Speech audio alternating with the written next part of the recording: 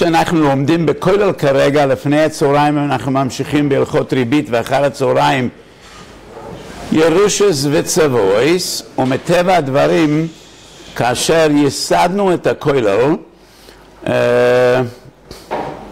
אני חושב שזה היה בדיוק לפני 20 שנה, כברת דרך, ברוך השם, הרבה תלמידי חכמים, מרביצי תורה, מוירה הוירו עברו בבית המדרש החשוב הזה.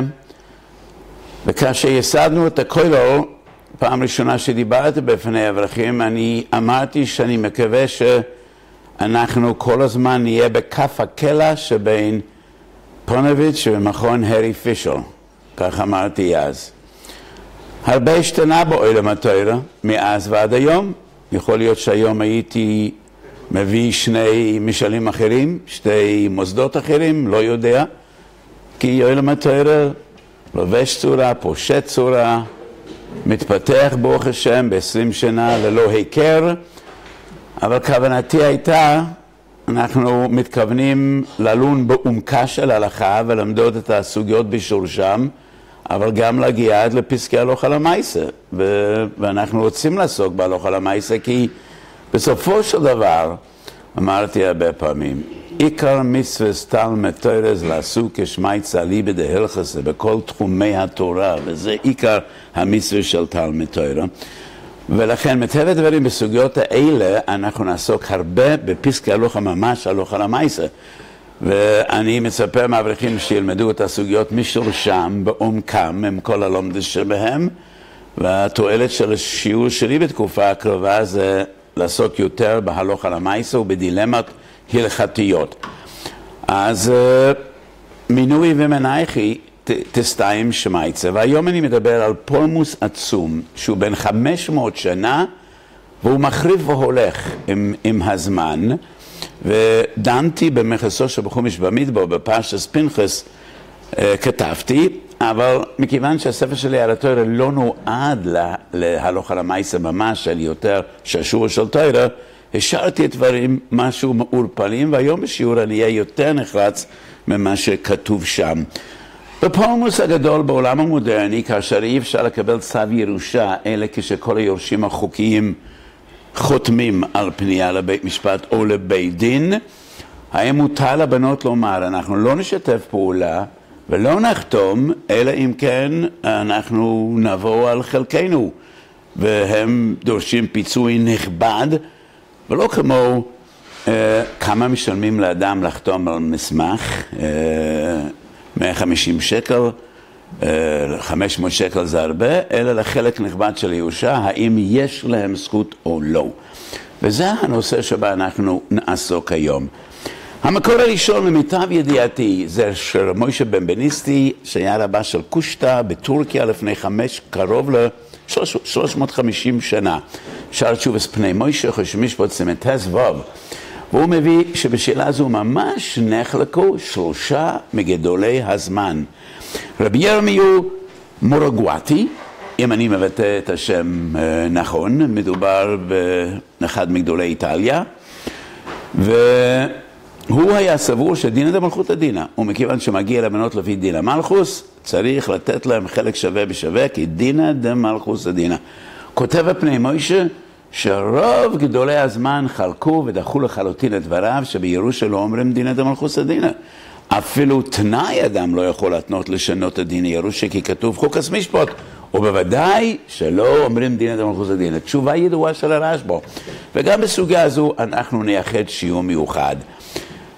אבל הרשב"א, כאשר מדובר במקום מסוים שלא רצו לנהוג בירושה הבעל, משום שדינא דמלכותא בעל לא יורש את נכסי אשתו, והרשב"א כותב בחריפות יתרה, אחת התשובות הזוהמות ביותר שאנחנו מוצאים ברשב"א, שחלילה לשנות דין ירושה לפי דינא דמלכותא, אין לנו אלא תורס שלם תמימו, ולא לחצוב באירויס נשבורים. הריב"ש לעומת זאת כותב שבמקומנו אנחנו נוהגים לפי החוק, ולכן לגבי דין אחריכו, גם זה מדין ירושה, הוא אומר שאנחנו קיבלנו על עצמנו לנהוג לפי דין המלכות. רבים נקטו שהריב"ש חולק על הרשב"א, אבל התאם הוא שהרמו מביא את שתי ההלכות האלה. אז השיטה סרמו בכרך שאין סתירה, זו סוגיה שאנחנו נעסוק בה בעתיד. אבל, כפי שכותב פני מוישה, לא אומרים דינא דמלכוסא דינא לשנות דיני ירושה. מהרי בסן והמהרית. וכותב רבי יוסף חיים מבגדד בשלוש שובס רב פועלים. אחרי שמשפט חלק בהסתסבוב. חיפשתי במרי בסן ולא מצאתי, חיפשתי בתשובס מנת ולא מצאתי. אבל נאמנים עלינו פני מוישה. אני לא חיפשתי כל כך, אז אם תמצאו תשובה שחתום עליו מרי בסן או מהרית, ודאי שאני אצא לראות את זה, אבל הפני מוישה, הרב פועלים כותב חיפשתי ולא מצאתי. בכל אופן, פני מוישה מביא שמרי בסן פסק שהבנות רשאיות להשתמש בכלי שבידם ולאלץ את היורשים להתפשר איתם, והמהרית חלק עליו, והמהרית כותב זה השובס אבידה. אין לכם זכות ולכן אתם צריכים להשיב אבידה לבעליה, ואם כן גדול לאוילם לפני 500 שנה נחלקו בזה.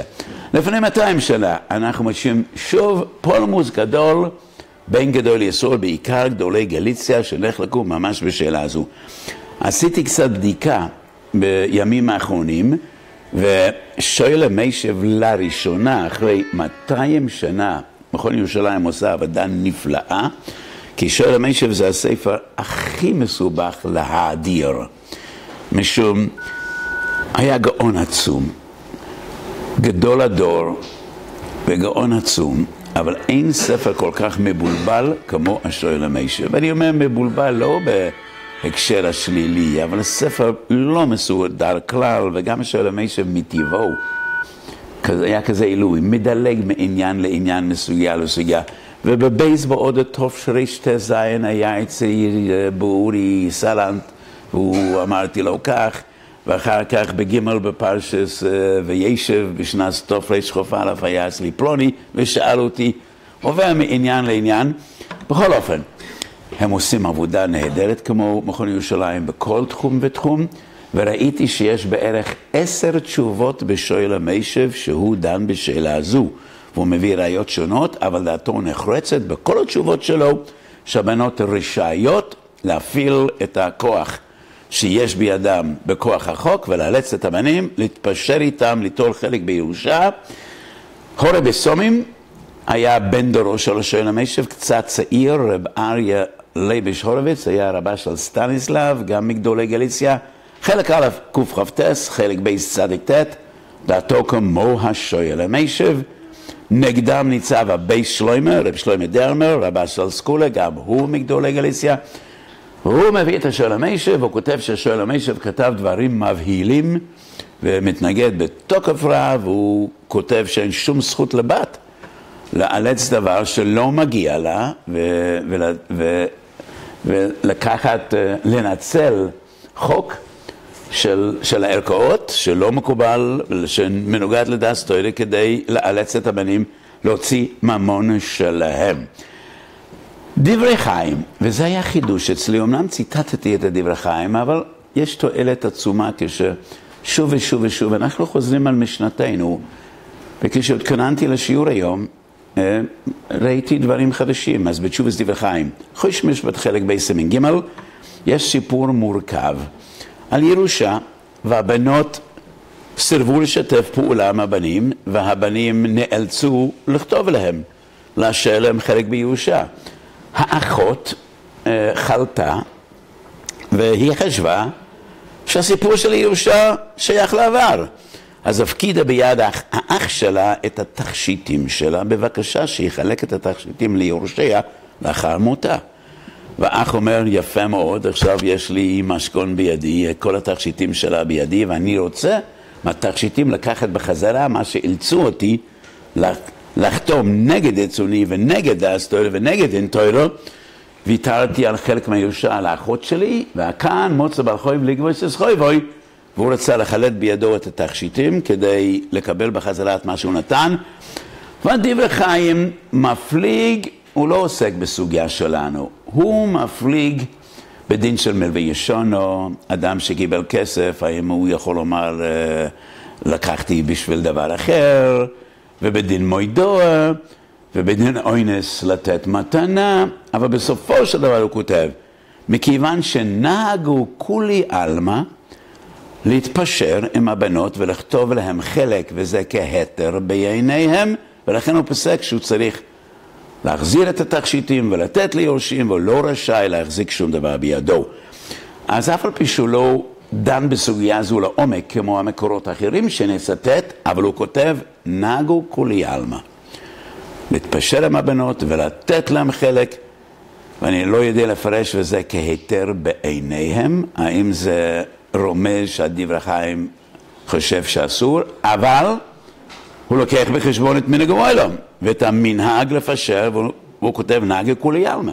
הרי שבימיו של הדברי חיים זה נחשב לדבר לגיטימי, ואילצו את הבנים להתפשר עם הבנות, וזה מקור חשוב ביותר של רבינו הדברי חיים. לגופם של דברים, אני רוצה בקצרה לדון בראיות של השואל המיישב, בראיות של הבי שלוימה, ולהגיד מדוע לדעתי אין ראיה לא לכאן ולא לכאן, לא לחומרה ולא לכולה, לא לאסור ולא להתיר, ואחר כך אני אומר מה שנראה לעניות דעתי בסוגיה גדולה ומורכבת זו. שואל המיישב מביא שתי ראיות שמותר לבנות לנצל את האפשרות שנפל בחלקם ולאלץ את הבנים להתפשר איתם. הר"ן גיטין חוב ג' עמוד א', לא ססגיר עבד אל אדוניו, עבד שברח לארץ ישראל, לא מחזירים אותו לחוץ לארץ לרשות הבעלים. וכותב הר"ן, אבל הבעלים לא חייבים לכתוב שער שחרור. הבעלים אומר, טוב, אתה בארץ ישראל, אין לי מה לעשות, תעשה חיים, תעשה מה שאתה רוצה, אבל אני לא משחרר אותך.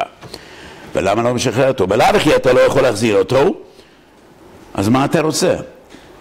אתה מסרב לכתוב שער שחרור כדי לאלץ אותו לחזור אליך ולהתחנף אליך לעבור לחוץ לארץ, אבל אין לך רשות להביא אותה לחוץ לארץ.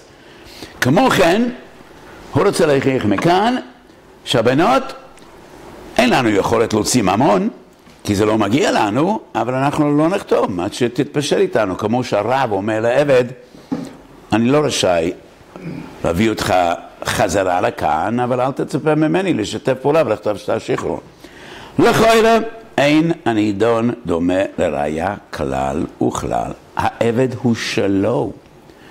תיאורטית, הוא יכול לעלות לארץ ישראל ולשעבד את העבד. העבד הוא שלו, הממון שלו, הוא לא חייב לעבד כלום, ולכן למה לאלץ אותו לשחרר אותו? יש דין טכני שתיקנו חז"ל, לא מסגירים עבד, לא מוציאים אותו מארץ ישראל. מה העניין של חז"ל? אדם יש לו זכות לגור בארץ ישראל. ולכן אתה רוצה להחזיק בו, תעלה גם אתה לארץ ישראל. מהיכת תעשה לחייב אותו, כאן מדובר במנות שרוצים להוציא ממון שלא מגיע להם, ולכן אין שום ראיה מהר"ן. אבל אם הוא לא יכול לענות, למה זה לא מדסדוים? כמו תמיד כשאנחנו מפלפלים בתורתם של גדול הגליציה, אתה לא יכול שלא להתפעל מהמעוף והמרחב והראיות המדהימות והבקיאות הגדולה, אבל אפשר להתווכח טובה לגופם של דברים. אם הוא לא מתכוון לעלות לארץ ישראל, אבל עדיין זה הממון שלו. העבד רשאי לצאת לחוץ לארץ, משום שאחרת אף אחד לא יאכיל אותו. ליסה שיבחן איני יוכל, ליסה בסחר איני יוכל, הוא רשאי לחזור לחוץ לארץ, וזה הממון שלו. מערכת האישה שאני צריך להפסיד. אבל הממונות לא מפסידות, הם רוצים לקבל כסף שלא מגיע להם, ולכן זה לא דומה. ראיה נוספת, מבוא וכמה מם עומד בייס. שם מדובר באדם שהשאיל שור לאחרים, כולם נכנסו תחת הבעלים, השור חשב שזה מועד, וזה היה, הוא חשב שזה תם ונמצא מועד, או שור תם, והבעלים והשוער צריכים לשלם 50% כל אחד. כתוב בגמורה. השוער, אם זה שור תם, יכול לומר, לא אמרתי לי שזה שור תם. אם הייתי יודע ששור תם הווה מריקנה ללאגמה, הייתי מחביא את השור, מחביא אותו באיזשהו מקום שלא יוכלו לגבות. שואלים התוספות, מה זאת אומרת הווה מריקנה ללאגמה? אבל אתה גזלן. הם מומן אחרים תחת ידך, אתה גזלן. איך אתה יכול להחביא את השור כדי לא לשלם מה שמגיע לפלוני? כותבים את התוספות, הווה מריקנה ללאגמה, והייתי מאלץ את בעל, את הניזוק להתפשר עמי. כותב שואל המיישב כאן, הוא חייב לשלם לו, ואף על פי כן הוא זכאי להחביא את השור, מעריק לאגמה, להרחיק את השור, שהניזוק לא יוכל לגבות ממנו, וגובים מגופוי. אם הוא לא מצייר את השור, הוא היה מתפשר. הרי שאדם רשאי לאלץ את פלוני להתפשר עמו, אף על פי שאין לו זכות ממונית. אין לו זכות ממונית. התמה בדברי שואל המיישב, חושן משפוט, יוד בייז, סי ווב, נפסק בשולחנו, שמי שחייב כסף לחברו צריך לשלם בתמימות ואסור לו לעשות תצדיקה שפלוני יצטרך להתפשר איתו. ולכן זה סותר את דברי תוספות. מקור ההלכה הזו בסימן יוד בייז זה תרומס הדשן בסימן שין ווב, ותרומס הדשן מדבר בעיקר על הגמור הווה מריקנה לאגמה. וזה מה שמפריע לתרומס הדשן. כי ידוע שתרומס הדשן זה שאלות ותשובות של עצמו, ותרומס הדשן שואל האם אדם רשאי לאלץ את בעל הדין שלו להתפשר איתו אף על פי שהוא יודע שהוא חייב לפלוני. והוא אומר ודאי שזה אסור. אז מה עושים עם הגמור? בוא וכמה. כותב תרומס הדשן אף על פי שאסור לו להרחיק את השור ולמנוע מהניזוק לגבות ממנו, אבל לגבי הדין ודברים שבין השואל לבעלים, השואל יכול לומר לבעלים, אתה תשלם או תפצה אותי כי אני יכולתי לעשות מעשה אף על פי שהוא כרוך באיסור, כרוך בעבירה, אבל הדין ודברים זה בין השואל לבעלים, והשואל יכול לאלץ את הבעלים, תפצה אותי משום שהיה בידי להתפטר מן התשלום. כך מסביר תרומס הדשן, ובירגלו שם במקום, גם כותב את ההסבר הזה בשם תרומס הדשן. אז איך השואל המיישב רוצה להוכיח שלכתחילה מותר לבנות להתפשר? אז במסגרת החיפוש שעשיתי בעזרת ידידיי במכון ירושלים, מקור אחר בשואל המיישב, רשמתי לי את כל המקורות, אבל לא צריך לומר, לצטט את כולם. הוא מביא את תרומס הדשן ואת הסימן יוד בייז, כי השואל המיישב ברוב התשובות הוא לא מביא, הוא רק מביא את הגמורה והתוספות, אבל לפחות בתשובה אחת הוא מביא, והוא רוצה לטעון שאפילו לפי תרומס הדשן יש לו ראיה לנידון דידן, אבל לא נתברר לי איך הוא מגיע למסקנה הזו אפילו לפי תרומס הדשן. לחזון איש יש פירוש מאוד מיוחד, בביאור דברי הגמורה הווה מריקנה לאגמה, שונה מהתרומס הדשן, שהוא מקור הדין. חזון איש בבא קמא זין יוד א', וחזון איש אומר שהטענה של השואל כלפי הבעלים הוא טענה שזה קיבלתי שמירה בטעות, משום שיותר נוח לאדם לקבל שמירה על דבר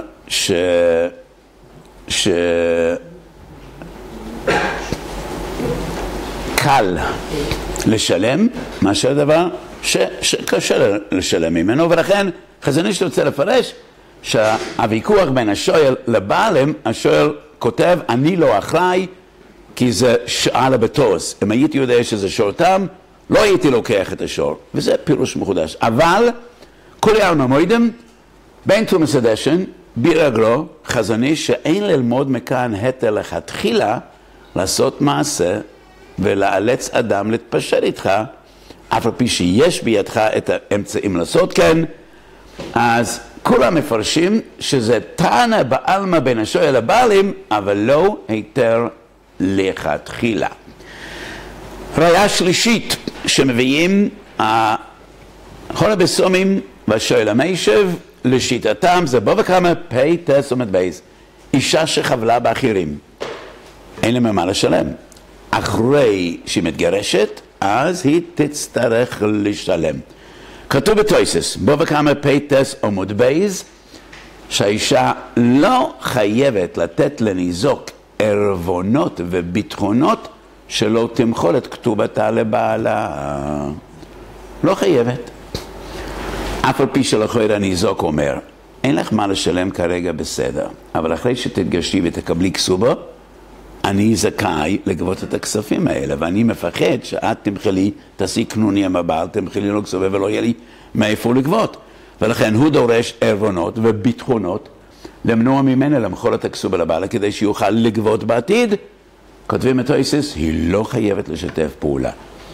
אומר השואל המיישה והורה בסומים, הכסף הזה מגיע לפלוני, אז למה היא לא צריכה לשתף פעולה איתו כדי שהוא יכול לגבות בבוא עת את מה שמגיע לו? כמו כן, הבנות לא צריכים לשתף פעולה עם הבנים כדי שהם יוכלו לעבור על זכותם. גם פה פלוני זכאי לגבות את הכספים האלה. אני חושב שגם פה אין ראיה. אדם חייב לשלם ממה שיש לו. כרגע אין לה. הוא לא חייב כלפי הזכאי להבטיח שהוא יוכל לגבות בעתיד. זה לא בכלל החיוב של פריאס בלחויב. או תשלום הנזיקין. היא חייבת לשלם ממה שיש לה. יהיה לה בעתיד, היא תשלם. אבל היא לא חייבת לעשות מעשים כדי להבטיח שהוא יוכל לגבות בעתיד ממה שאין לה. אבל כאן לבנים מגיע עכשיו בדין תורה כסף שלהם. אז מה איך תעשה שהיא יכולה למנוע מהם לעבור על זכותם העכשווית כאשר מדין יראה שהם כבר ירשו את הכספים האלה?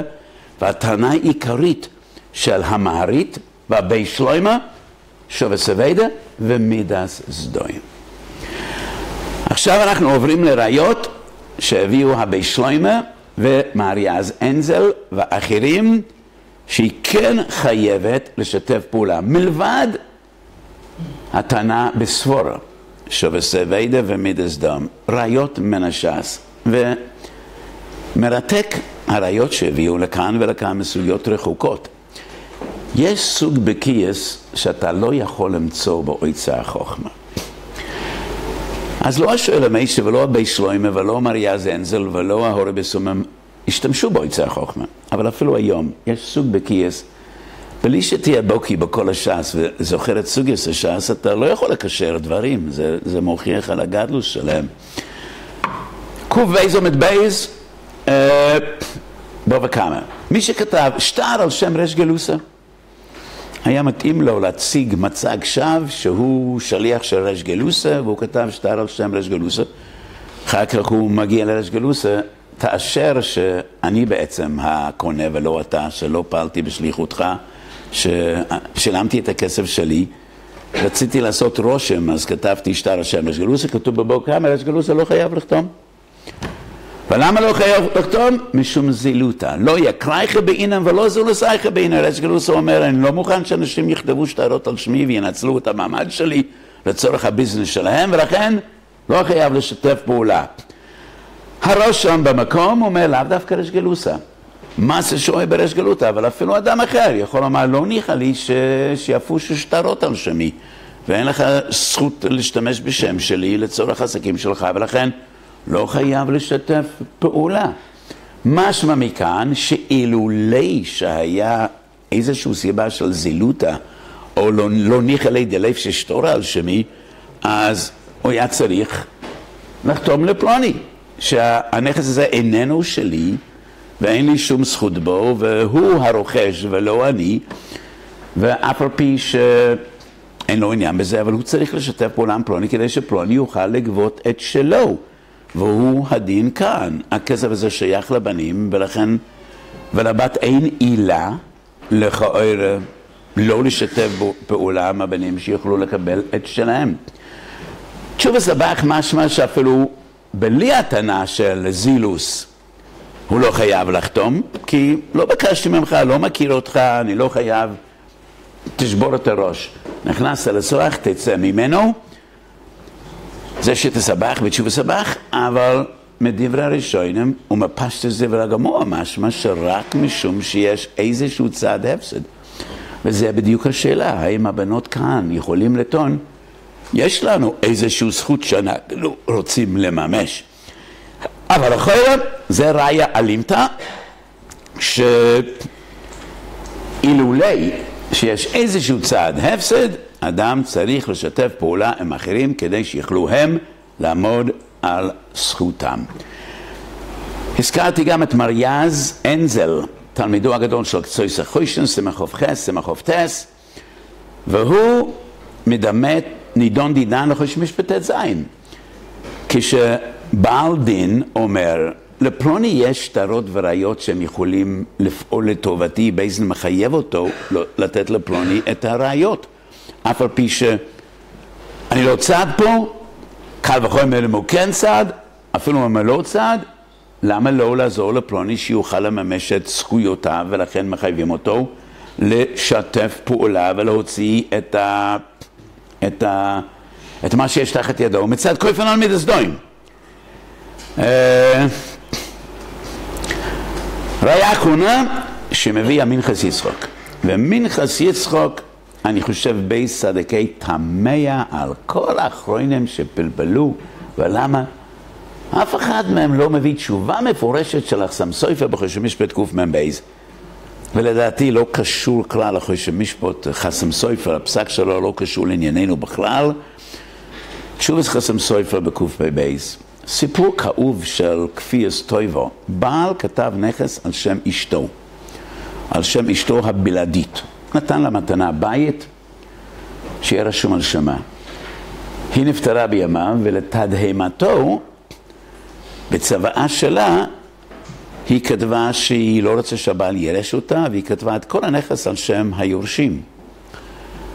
והוא לתדהמתו אומר, אני נתתי לה מתנה את הבית הזה, והיא מנשלת אותי מירוש הבעל, והיורשים פנו לערכאות, ובמשפט עמים קיבלו את הנכס, והחסם סופר כותב בחריפות יתרה שזה גזל תחת ידם, והם צריכים לאפשר לבעל ולשתף פעולה איתו כדי שהוא יוכל לקחת את הירושה שלו.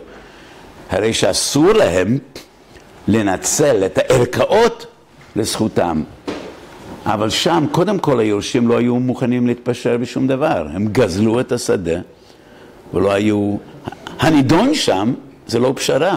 הנידון איננו האם הם צריכים לשתף פעולה, האם הם יכולים לדרוש פיצוי. שם מדובר בגזל גמור נגד ירוש הבעל, הלכו לערכות וגזלו את הבעל, ולכן זה לא קשור לענייננו, ולא היה להם שום זכות ושום עילה. בפרט כשאתה מתחשב בנסיבות, הבעל נתן מתנה לאשתו והיא מנשלת אותו מירוש דיורייסה של ירוש הבעל. מכל מקום, אלה המקורות והפלפולים לכאן ולכאן. ואמרתי, קודם כל הוויכוח הזה מתחיל בין מערי בסן למערית תקיפה כמוי. שואל המיישב, הורה בסומים, סבורים שהבנות יכולים לנצל את ההזדמנות שנפלה בחלקם. דברי חיים כותב, נהגו כולי ילמי. והוא מתחשב במנהג הזה. רב פועלים, יש לו תשובה ארוכה, שהוא מפלפל הרבה, הוא מביא את פני מוישה.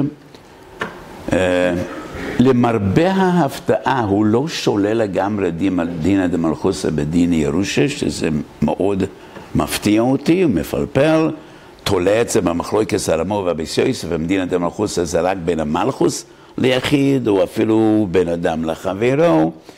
אבל בסופו של דבר ההכרעה שלו כמו מהרי בסן, הוא כמו השואל המיישב, הוא מצטט את השואל המיישב, שהבנות זכאיות לנצל את זכותם. וכאן אני רוצה לומר את הרגושת ליבי. מכיוון שאני חושב שבזמננו ראוי לאדם לתת חלק נכבד מהירושה שלו גם לבנות ולא רק לבנים, וזה 700-800 שנה שנהגו בקהילות אשכנז בשטר חוצי זוכר. שטר חוצי זוכר בעצם, אמנם שזה במסגרת חיתון, אבל בפועל שטר חוצי זוכר נותן לבנות לא כסף מיידי, אלא בבוא העת 50% ממה שיקבלו הבנים. רב חיים פלאצ'י מביא שמנהג ספרד, בקהילות ספרד נהגו לתת לבת 10% ממה שיהיה לבנים. לא כל כך מפתיע למה אשכנזים נתנו 50% לספרדים 10%. זה קשור גם למסורת המשפחתית בין ספרדים לאשכנזים, גם בתחומים האחרים. אבל גם בקהילות ספרד וגם בקהילות האשכנז, עם הדורות ראו צורך לתת גם לבנות חלק בירושה. החסם סופר התחתן פעמיים. זוג ראשון הוא קיבל שטר זוכר שולם. ואנחנו מוצאים הרבה מקורות שאף על פי שלפני 700 שנה נהגו בחוצי זוכר, לפני 200 שנה כבר לפעמים הבנות קיבלו יותר תיאבון, ומי שרצה לקבל חתן חשוב כמו החסם סופר קיבל זיו גרישן שטר זוכר שולם. זיו שני הוא התחתן עם בת של רבי עקיבא איגר, כנראה שכבר לא היה לו את העוז לבקש זוכר שולם, מספיק שהוא מתחתן עם הבס תלמיד חוכם הגדולה שבדור, ביתו של רבי עקיבא איגר, אז הוא קיבל רק שטר חצי זוכר בנישואים השניים. ולכן אני חושב שבזמננו, מכיוון שנהגו לתת גם לבנות, יש הרבה יותר טעם לומר שהבת זכאית.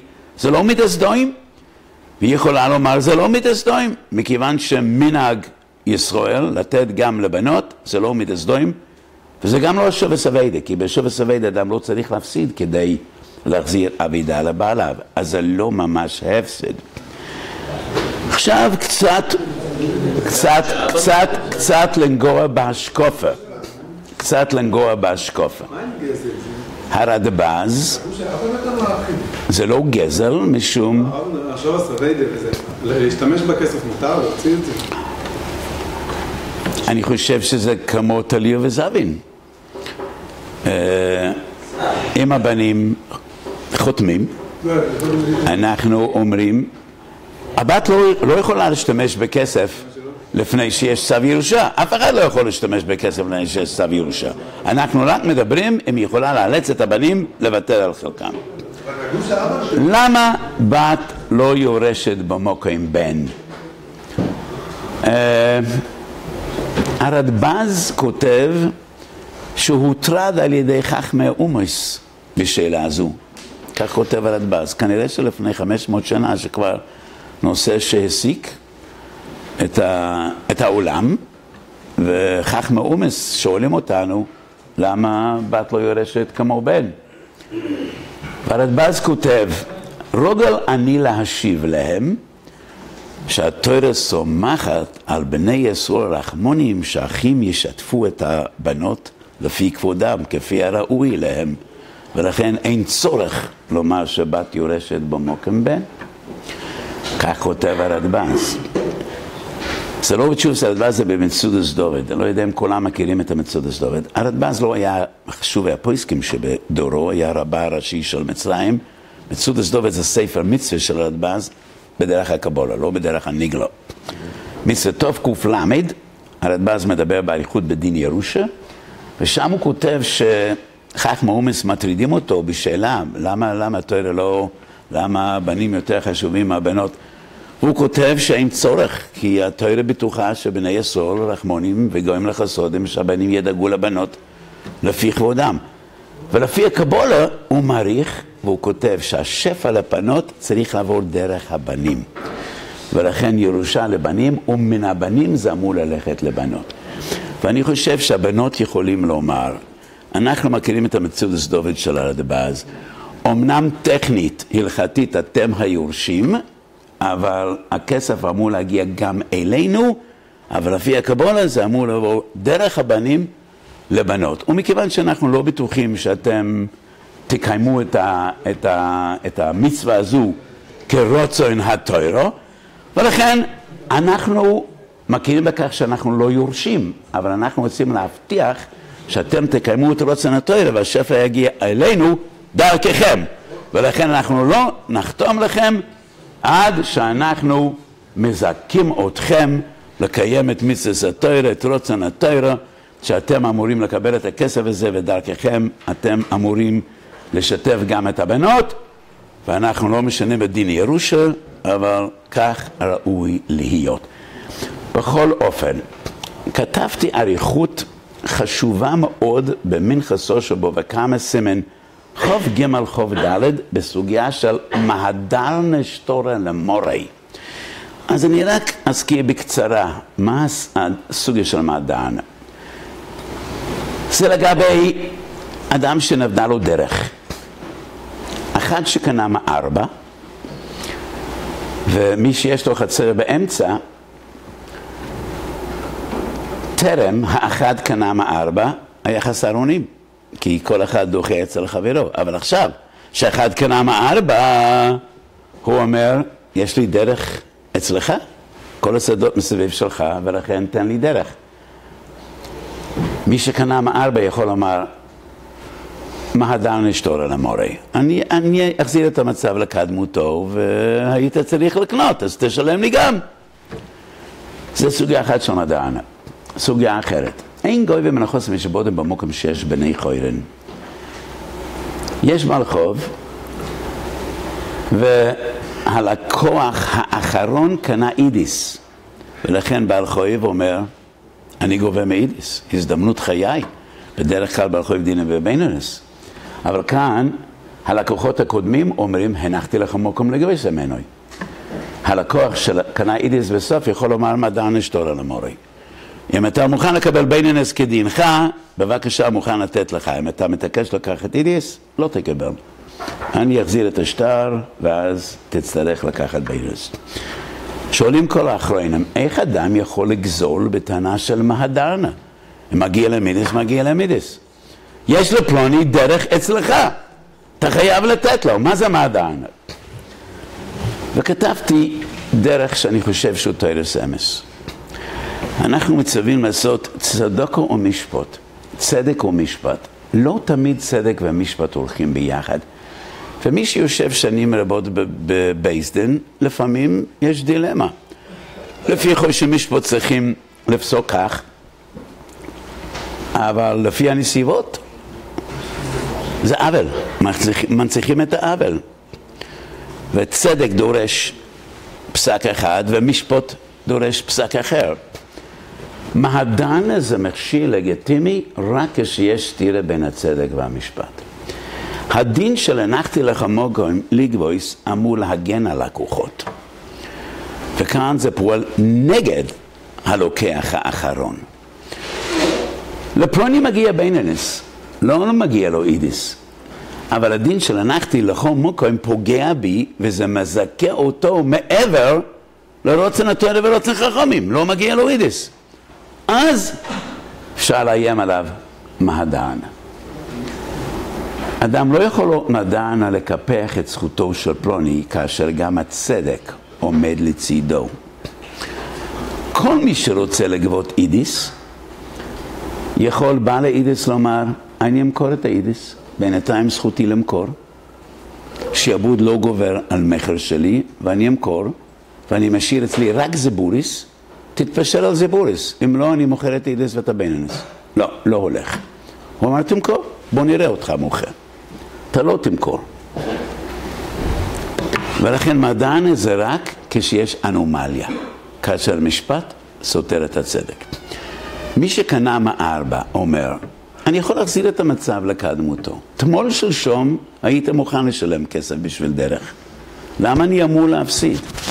למה אני לא עשיתי לך כל עוול. ולמה אני אמור להפסיד? אני מחזיר את המצב לקדמותו לפלוני, הייתי משלם, תשלם גם לי. אז יש טענת מדענה. אז כתבתי את היסוד הזה בכמה וכמה סוגיות. עוד מקור מנחסו של בו וכמה, ואני שמח לצטט את הספרים שלי על המסכתות, כי כאשר אני לומד היום מנחסו של המסכתות, אני יוצא מתפעלות. היום אני כבר לא מסוגל לכתוב סימנים כאלה. מערכות ארוכות ועצומות, עם סברות מחודשות, וכל שיטה בראשונים ניתחתי, ואני מתפעל מאוד מהספרים האלה. לא תמיד המסקנה שלי היום דומה למה שהייתי. אני חושב שהיום הדברים שלי יותר מחודדים, יותר, אבל אני נהנה מאוד מהספר הזה. אז מחשוב שבו וכמה סמנון ווב יש עריכות בסוגיה של עובד אינש דינא לנפשי, וגם שם אני כותב דברים דומים. דינא לנפשי זה לא דבר נורמלי, זה סותר את סדרי המשפט. בייסדין אמור לקבוע משפט, איך אדם יכול לעשות דינא לנפשי, אבל מצד שני כשאדם יודע שאסור לו עוול, ויש בידו לעמוד על זכויותיו, יש נסיבות. והבאתי הרבה מקורות. הנסיבות האלה מאוד מוגבלות. אבל זה גם סתירה בין משפט וצדק. במידס המשפט אדם אמור ללכת לבייס דין, אדם לא יכול להיות שופט לעצמו כשהוא נוגע בדובר, אבל ישנם מצבים כאשר לממש את זכותו בבייס דין זה טרחה יתרה והוצאות מרובות והוא יודע מה מגיע לו, אז הוא זכאי. אז היסוד הזה הוא יסוד גדול בחושן משפט בכמה וכמה סוגות, ואני אומר גם פה. המנהג הוא לתת לבנות, כך נהגו באשכנז כבר מאות שנים וגם בקהילות ספרד, ומציאה גדולה שמצאתי רק עכשיו זה מצודס דוד, והבנות אומרים אנחנו קצת בקיאים בקבלה, אתם מקבלים את הכסף אבל זה אמור להגיע אלינו דרככם, ואנחנו רוצים להבטיח, והתורה הייתה בטוחה שרחמונים וגויים לחסודים, אבל אנחנו לא כל כך בטוחים שאתם נכנסים לכלל הרחמונים שוודאי יעזרו לבנות לפי כבודם, אנחנו לא כל כך בטוחים לפי הסירוב שלכם לשתף פעולה, ומכיוון שזה הדבר הראוי לעשות, אני סבור כמו שואל המשה וסייעתי ורבים, ממרי בסן עד לרב פועלים, ואני אומר שהבנות זכאות לעכב את חתימתן עד שיתפשו אותם באופן מכובד ביותר. כמה? לא נכנס כמה, בין 30% ל-50% לדעתי. אבל באופן מכובד ביותר, הבנות יכולים לנצול את העובדה שבלי השיתוף פעולה שלהם, הבנים לא יוכלו לעמוד על זכותם.